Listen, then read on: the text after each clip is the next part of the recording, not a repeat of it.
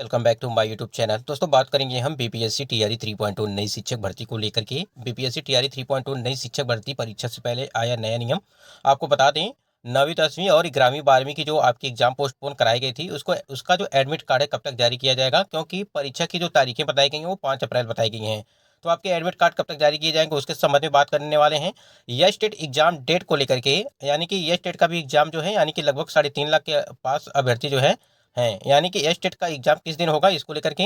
CTET महिला परीक्षा से बाहर, यानी कि बीपीएससी टीआरई 3.0 में जितने भी सीटेट वाली महिला हैं, चाहे वो बिहार की महिला हों चाहे वो अदर स्टेट की महिला है, उनके संबंध में बात करने वाले हैं। और 3 अटेम्प्ट को लेकर के बात करेंगे, सब्जेक्ट कॉम्बिनेशन को लेकर के बात करेंगे। तो कई ऐसे महत्वपूर्ण बिंदु पर बात करेंगे जो आपकी जो परीक्षा है 15 तारीख वाली, यानी कि कल जो आपकी परीक्षा है उससे रिलेटेड है। चलिए बात कर लेते हैं। यहाँ पे सबसे पहले हम लोग बात करेंगे यहाँ पे जो 9वीं 10वीं एडमिट कार्ड को लेकर के एक एक करके हम लोग पूरे पॉइंट को यहाँ पे डिस्कस करेंगे।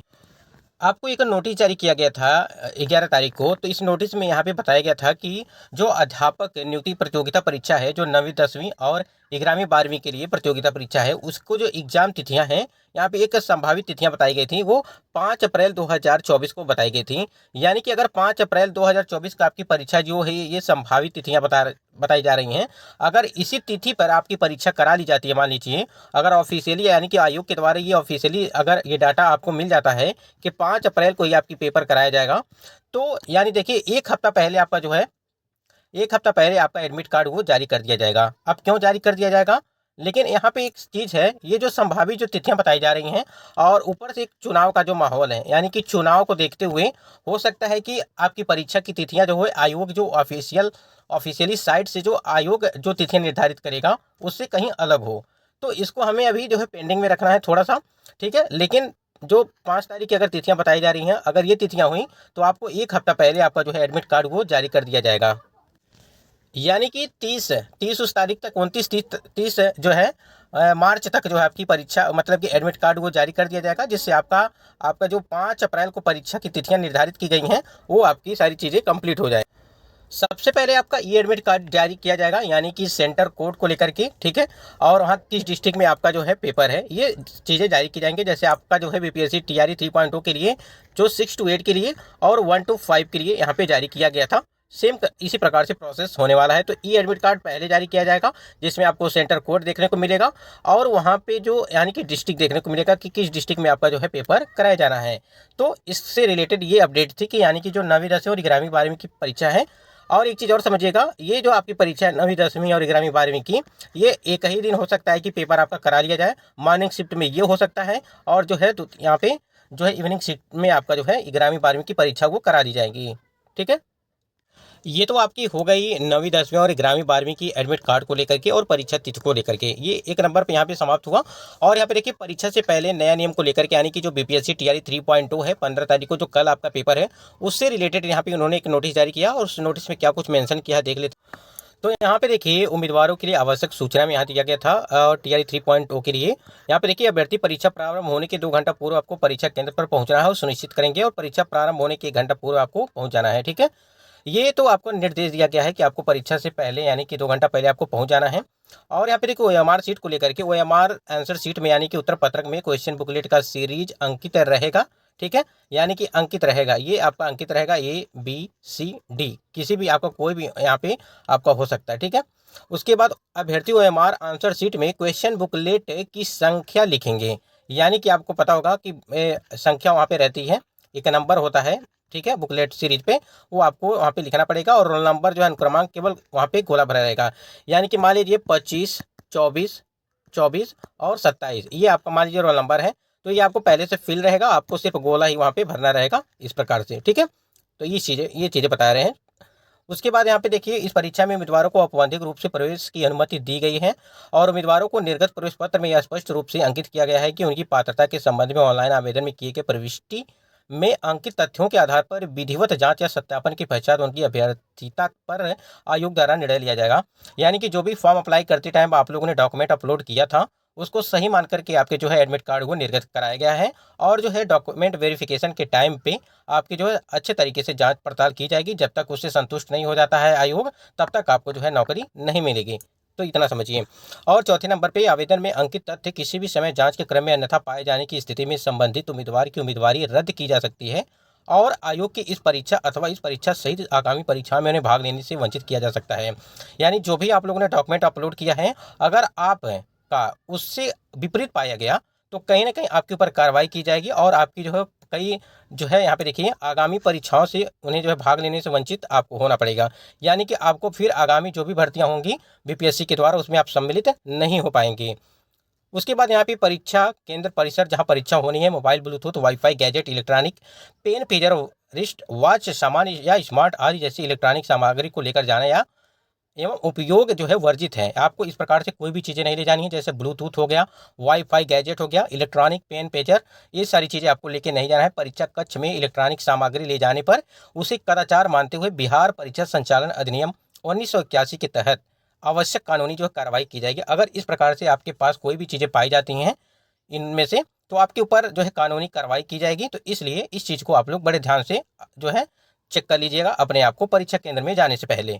उसके बाद देखिए नोट में क्या कुछ अपडेट है। यहाँ पे नोट में इन्होंने क्या क्या है, कदाचार करते हुए पाए जाने की स्थिति में इस परीक्षा सहित आगामी 5 वर्षों के लिए तथा परीक्षा से संबंधित भ्रामक एवं सनसनीखेज अफवाह फैलाने की स्थिति में 3 वर्षों के लिए आयोग की परीक्षाओं से वंचित किया जाएगा।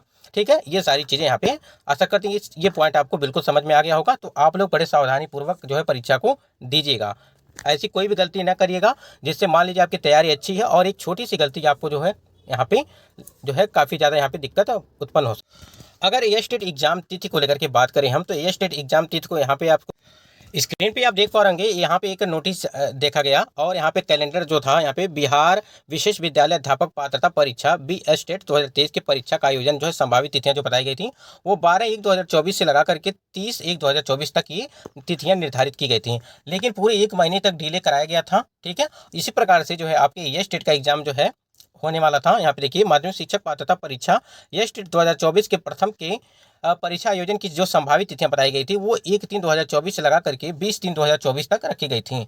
तो कहीं ना कहीं ये जनवरी में आपकी पेपर होने वाली थी, यानी यहाँ मार्च में होने वाली थी इसी महीने में, और यानी कि 1 मार्च लगा करके 20 मार्च तक जो है आपकी परीक्षा होने वाली थी। लेकिन देखिए जैसे यहाँ पे ये डिले कराया गया हुआ और इसी प्रकार से यहाँ पर भी डिले हो रहा है। अगर एक चीज़ आपसे बताते हैं कि बीपीएससी टीआरई जो टीआरई 3.0 की परीक्षा है और जो 9वीं 10वीं की परीक्षा है, यानी कि 9वीं और 10वीं की जो और 11वीं 12वीं की जो परीक्षा है, अगर ये परीक्षा 5 अप्रैल को करा दिया जाता है तो संभावित है कि आपकी जो संभावित जो है ये जो एज स्टेट का एग्जाम है वो हो सकता है कि इससे पहले ही करा लिया जाए। ठीक है, हो सकता है इससे पहले करा लिया जाए, लेकिन मार्च में जो है पूरी संभावनाएं हैं कि आपकी परीक्षा ये करा ली जाएंगी। ठीक है, और एक चीज़ और सुनने में आया था कि जो बीपीएससी टीआरई 9वीं 10वीं की परीक्षा है 11वीं 12वीं की, उसका जो रजिस्ट्रेशन है फिर से दोबारा होगा और ये स्टेट कैंडिडेट को यहाँ पे हो सकता है कि मौका दिया जाए, ऐसा सुनने में आया था। अभी तक कोई ऑफिशियल इसके बारे में सूचना नहीं है। तो आप अपनी तैयारी को अच्छे तरीके से जो है बनाए रखिए, यानी कि जो मार्च में पेपर यानी कि ये स्टेट वाले कैंडिडेट हैं इनके लिए। तो आप मार्च देखिए अभी आज है 14 तारीख। ठीक है, तो 14 तारीख, उसके बाद अभी इसमें लगभग 15-16 दिन बचे हुए हैं आपकी। तो ये इस महीने में हो सकता है कोई ना कोई जो है इसके लिए आपको एक अपडेट मिल जाए, यानी कि ये स्टेट एग्जाम को लेकर के। बाकी आप मार्च में ही मान के चलिए आपकी परीक्षा हो जाएगी। उसके बाद यहाँ पे देखिए जो सीटेट महिला परीक्षा से बाहर ध्यान दें, यहाँ पे हम आपको बताना चाहेंगे कि जो यह स्टेट जो सीटेट वाले कैंडिडेट हैं, अदर स्टेट की महिला हो चाहे पुरुष हो, दोनों ध्यान दीजिएगा।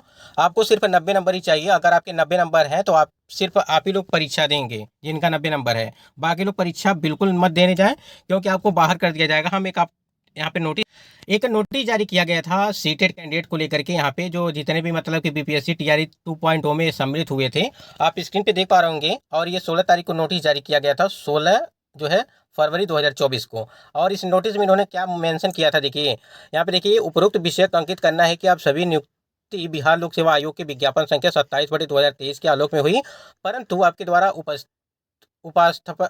उपस्थापित शैक्षणिक प्रमाण पत्रों के अवलोकन से स्पष्ट है कि आपकी योग्यता विद्यालय अध्यापक हेतु समुचित नहीं है। अब यहाँ देखिए क्या चीज़ है, यहाँ पे देखिए समझ लीजिए, जो भी अभी भी महिलाएं जो हैं, जितने भी महिला कैंडिडेट हैं, वो अभी समझ रहे हैं कि 55% थी जो बिहार की महिलाओं के लिए अनरिजर्व कैटेगरी की है महिला, उनके लिए सिर्फ यहाँ पे 82 नंबर 83 नंबर चाहिए वहाँ पे सीटेट में। अब यहाँ पे अदर स्टेट के हैं तो यहाँ देखिए ये है सीटेट, यानी कि सीटेट में 86 अंक है। ठीक है, और बिहार की निवासी नहीं है। ठीक है, यानी कि अदर स्टेट के कैंडिडेट थे इसलिए बाहर किया गया। उसी प्रकार से यहाँ पे देखिए एसटीटी जो है इतिहास विषय, और देखिए यहाँ पे और भी है, सीटेट में 86 अंक है, यहाँ पर बिहार के निवासी नहीं है, 84 अंक है, बिहार के निवासी नहीं है, 88 अंक है, बिहार के निवासी अंक नहीं है। तो यहाँ पे जितने भी महिला कैंडिडेट हैं, ठीक है, आप यहाँ पे देखिए, ये देखिए प्रियंका कुमारी है, रीचा शिव कुमार यादव ये है, इनका मतलब देखिए ये लेडीज है, महिला है, तो इन दोनों का आप देख सकते हैं कि 86 अंक है और 84 अंक है, और ये बिहार के नहीं है दोनों लोग, तो इनको जो है बाहर किया गया। ऐसे कई सारे नोटिस जारी किए गए थे अलग अलग डिस्ट्रिक्ट से। तो आप लोग बस ये है कि 90 नंबर हो, चाहे आप किसी भी कैटेगरी के हों, आप अदर स्टेट के हैं तो ठीक है, आपके 90 नंबर होना चाहिए। अगर इसको देखते हुए भी आप जो है गलती कर रहे हैं, आप फिर भी परीक्षा देने जा रहे हैं, आपके सीटेट में 90 नंबर नहीं है, तो आप समझिए एक तरह से बहुत बड़ी गलती कर रहे हैं, क्योंकि उसमें अटैम्प्ट भी आपके काउंट हो जाएंगे। अगर आप लोगों ने परीक्षा दे दिया तो आपके सारे अटैम्प्ट वहाँ पे काउंट हो जाएंगे। यानी कि 3 अटैम्प्ट अभी तक दिया गया है, और नोटिस में भी मेंशन किया गया है कि 3 अटैम्प्ट ही सिर्फ आपको मिलने वाले हैं।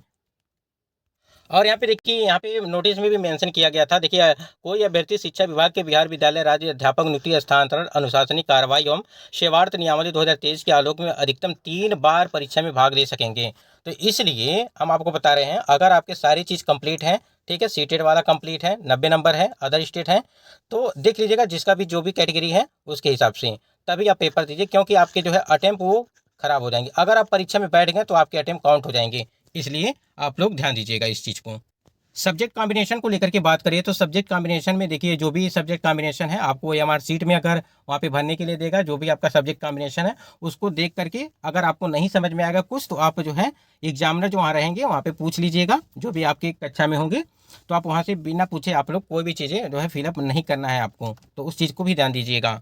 आशा करते दोस्तों ये सारी चीज़ें आपको बिल्कुल अच्छी लगी होगी जानकारी, क्योंकि आपका परीक्षा जो है वो कल के डेट पे है, तो इस चीज़ को ध्यान दीजिएगा। सारी चीज़ें जो भी इंपॉर्टेंट चीज़ें हमने आपको बताया है, वीडियो को लाइक शेयर जरूर कर दीजिएगा, और अगर चैनल पर पहली बार विजिट किए हैं तो चैनल को भी सब्सक्राइब कर लीजिएगा, जिससे हर एक लेटेस्ट अपडेट आपको मिलती रहेगी। चलिए नेक्स्ट वीडियो मिलते हैं।